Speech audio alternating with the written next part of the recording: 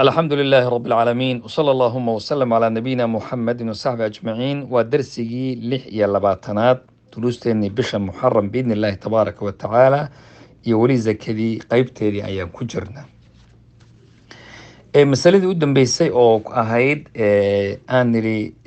dadka masaarifta loo sarfinayo zakada la siinayo iyo meelaha lagu bixin karaba waxaan nidhi ma banaana in zakada masaajida lagu dhiso oo qofku markii lacagta la ururinayo zakadii lagu daro la yidhahdo masaajidka ha lagu dhiso ama jidadkii lagu dhiso ama sidaas oo kale sababta waxaa la yidhaahdaa masaariftii sideedii qayboodeen soo sheegnay kuma jirto aayaddana waxaa loo xasriyey waa xasri oo waa lagu koobay intana lagu koobay xasriguna wuxuu keenayaa inaan wixii kale dee soo gelaynin laakiin waxaan idha laba arrimood bay masaajidka sakada loogu bixin karaa saddex arrimoodba aan idhaahno mid waa midoo in dadka masaajidka mas-uuliyiinta ka iyo imaamka jooga iyo mas-uuliyiinta loo dhiibo oo la yidhahdo zakadii iyaga loo keeno oo la yidhahdo bixiya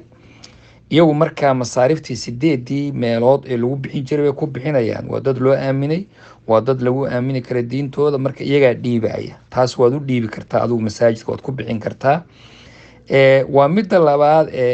waxaa loogu bixin karaa in la yidhaahdo masaajidkiibaa deymays hadda waa arta masaajida marka la dhisayo qofbaa wuxuu ku leeyahay intaasoo lacagabaana lagu leeyahay oo masaajidka lagu leeyahay lacagtaa tirada badan dad baa saxiixay oo mas-uuliyiinta masaajidkabaa saxiixay marka dad baa lagu leeyahay iyadana waa lagu bixin karaa markaa dhismihii waxay ku gelaysaa in deyntii lagu bixiyo marka deyn ahaan bay markaa kasoo gasho oo qodobkii deynta walghaarimiina bay soo gelaysaa dhan kale haddana waa loogu bixin karaa masaajidka in zakadii la siiyo oo la yidhaahdo ku bixiya iyaguna waxa la wixii zakaa dadka mas-uuliyiinta ay ku bixiyaan dadka masaajidka ka shaqeeya waa hadday iyaguna dadkaasi ay faqiiriin iyo masaakiin ay yihiin marka waxay noqon karaan faqiiriin bay noqon karaan masaakiin bay noqon karaan alghaarimiin dad deymaysan bay noqon karaan marka intaasoo waday haddana kasoo geli karaan marka wadooyinka noocaas ee tirada badan baa masaajidkii loogu bixin karaa zakadii laakiin midda aan ka wadnaa un intii la iska dhiibo oo sadaqada la ururin lagu dhex daro qaabka inuu qofku u bixiyo ma ahe waa inuu ogaado zakada qaabka loo bixin wayna fiican tahay masaajidkeenu soomaalidu ilaahay amarkii waxaan aragnay waxay ka duwan yihiin masaajida ummadaha kale carabta iyo dadkan eeshiyaanka iyo zakadooda say usoo wadan waxay keenayaan masaajidka masjidkii baana laleeyahay maamul oo idinku bixiya oo marka qeyb zakawaada buu masaajidku leeyahay dadkii waxaa imaanaya guryaha laga bixin iska bixin kari waaye dadkii korontada iska bixin kari waaye dadkii meelay seexdaan waaye ibnu sabiilka dadkii marka ummadaasoo dhan masaajidkii bay u yimaadaan marka masaajidku marka dadkaasuu ku bixinaya oo dadkii ay la rabay in la siiyo ay siinayaan laakiin masaajideena soomaalida waxyaabaha aan aragnay qofka soomaaliga ah ma keena masaajida isagu zakada bal u fiirsada sadaqaadka kale wuu bixiyaa laakiin zakada ruuxa kuu keeni waa dhif iyo naadir waxaa laga yaabaa intaas oo sano inaad joogto masjid ooda arag qof zaka keenay maxaa jira